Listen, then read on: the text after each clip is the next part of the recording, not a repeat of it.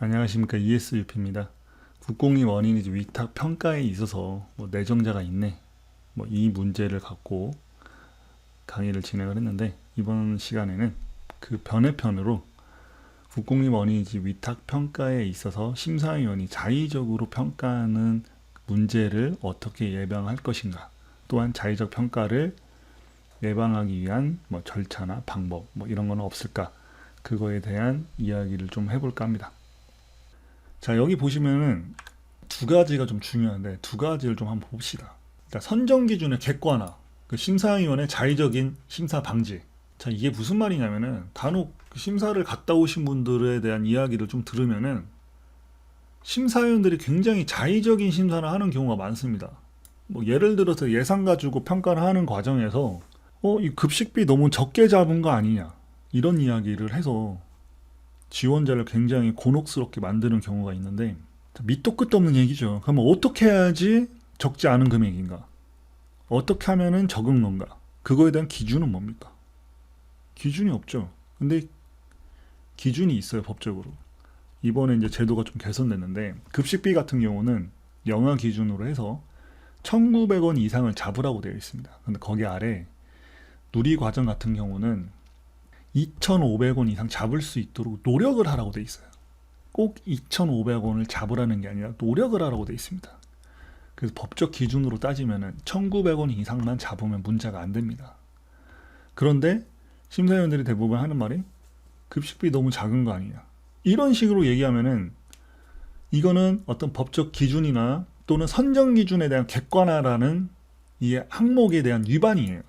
그러니까 심사위원의 자의적인 생각과 자의적인 심사 기준을 갖다가 지원자를 공격하는 형태밖에 안 되는 거거든요.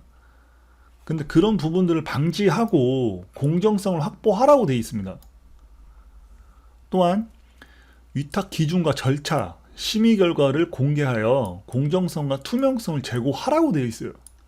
전체적인 모든 것들 다 공개하라는 겁니다. 평가를 어떻게 할 거냐, 평가 기준은 세부적으로 어떻게 되느냐, 또 그거에 따라서 평가를 어떻게 했느냐, 이 모든 절차와 방법, 그거에 대한 결과가 어떻게 나왔는지 그걸 공개하라고 돼 있습니다. 자, 여기서 이제 심사 원칙, 이제 이 부분에서 중점적으로 좀 봐야 될 부분은, 보시면 자, 위탁 운영체와 특수한 관계, 여기 보시면 배우자, 친족 또는 이해관계 등이라고 되어 있습니다. 자에 해당되는 사람은 평가위원회에서 제척할 수 있다. 심의의 공정을 기대하기 어려운 사정이 있는 경우 위원회 기피 신청을 할 수가 있다. 그래서 여기는 영유아보호법 시행령 제10조 2에 이렇게 명시가 되어 있어요. 그러니까 법령화가 되어 있어요. 이거는 굉장히, 현재 국공립 어린이 원장으로 있어요. 근데 이분들이 대부분 보면은 평가를 많이 하러 다니십니다.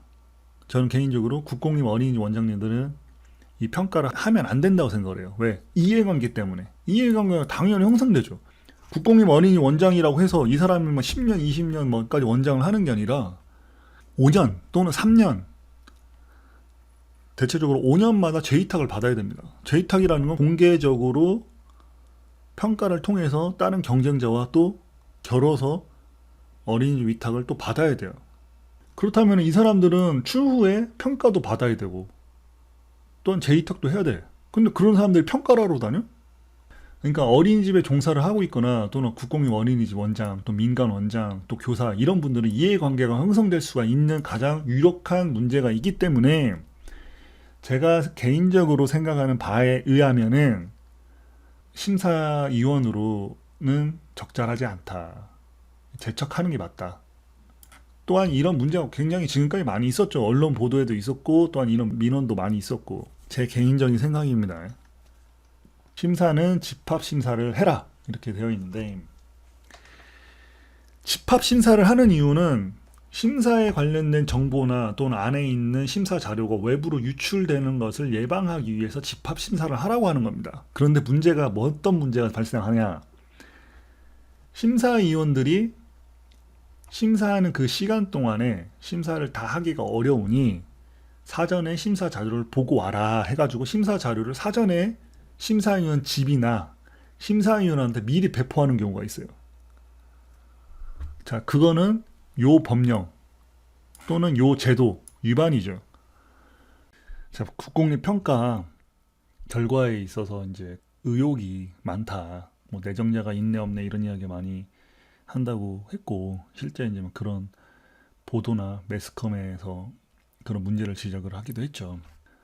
자, 그렇다면 왜 이런 문제를 지적하느냐, 또는 그런 어떤 문제가 진짜로 발생하고 있는지, 뭐 이런 부분들을 살펴보려면은 일단 평가 체계가 어떻게 되고 있으며, 평가가 비합리적인 또는 내정자를 두고 평가를 해도 파악을 하거나 관리가 어려운 건지, 뭐 그런 부분들을 한번 보자라는 건데, 내용을 보면 간단합니다. 일단은 국공립 어린이집 위탁 평가를 보육사업 안내에 있는 이 평가 체계에 의해서 이렇게 평가를 한다고 되어 있습니다. 그거를 좀 정리를 간단하게 하자면은 이 5가지 항목으로 정리를 할 수 있습니다. 어린이집 운영계획서에 관련된 평가, 그냥 운영차의 대표명 원장의 전문성, 운영체의 시설 운영 실적, 운영체의 공신력, 재정 능력, 이 3가지를 갖고 평가를 하는데, 여기도 마찬가지고 이렇게 되어 있잖아요. 이 평가 항목대로 평가를 하면은 전혀 문제가 없죠. 근데 문제는 뭐냐면은 그 결과, 이렇게 평가를 해서 그 결과가 어떻게 됐다, 그 결과에 대해서 공개를 하지 않고 있기 때문에 많은 분들이 그거에 대해서 의심을 하거나 의문 또는 의혹을 갖고 있는 겁니다. 자, 그러면은 제가 봤을 때는 간단하게 공정성, 투명성을 확보하기 위해서 일체 다 공개해라. 보육사업 안내 책자에 있는 대로 다 공개하면은 그런 문제가 발생하지도 않을 뿐만 아니라 지원자들도 불이익 또는 의혹, 이런 문제가 있었다더라, 카더라 하는 그런 어떤 문제가 발생하지 않겠죠. 그래서 제가 여기서 좀 말씀드린 건 뭐냐면은 그냥 다 공개하자라는 겁니다. 그러면은 그런 문제가 또는 그런 불신이 없죠. 발생할 수도 없고. 자, 일단은 국공립 어린이 위탁심사 기준 체계는 이렇게 됩니다. 앞서 보여드린 표와 똑같은 거예요. 이렇게 한다고 평가를 했죠. 그렇다면 그거에 따라서 평가 결과를 공개를 해야 되는데, 기존에는 평가 결과를 공개를 하지 않았죠. 근데 평가에 대한 결과를 이렇게 공개를 하면은 자, 이렇게 되겠죠. 이건 제가 만든 겁니다, 표를.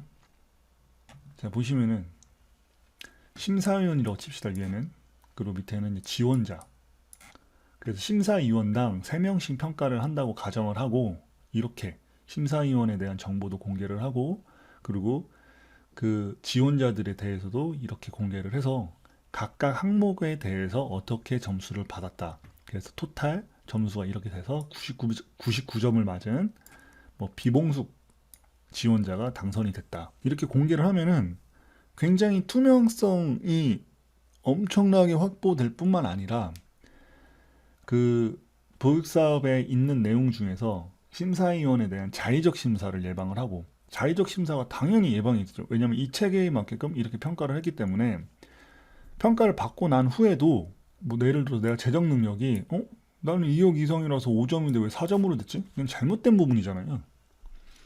심사위원도 사람이기 때문에 오류나 또는 어떤 문제가 발생할 수 있습니다. 사람은 다 문제가 있고 어떤 오류가 발생할 수가 있죠.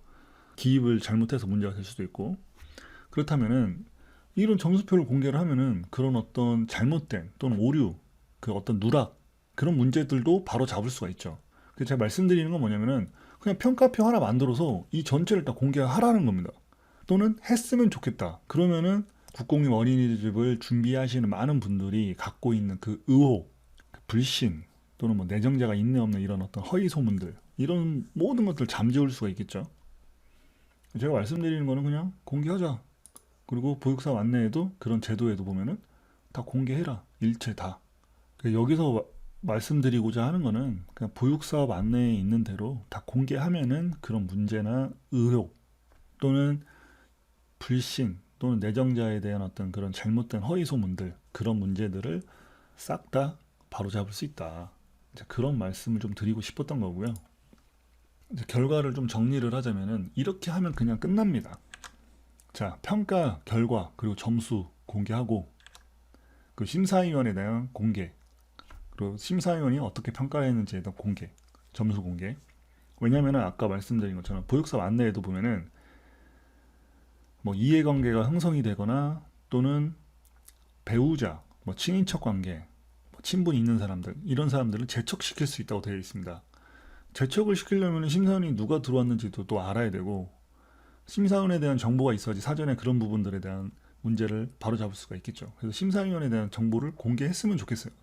공개하는 게 맞는 것 같아요. 그 보육사업 안내책자에 있는 내용들을 기반으로 해서 이걸 만들려면은 그렇게 하는 게 맞는 것 같고, 그리고 두 번째는 심사위원들도 이제 어떤 오류를 범할 수가 있잖아요. 심사위원도 뭐 사람이지 기계가 아니잖아요. 로봇도 아니고 컴퓨터도 심지어 오류가 발생할 수 있습니다. 그렇다면 심사위원들이 잘못된 기입을 통해서 점수가 잘못 채점될 수도 있잖아요.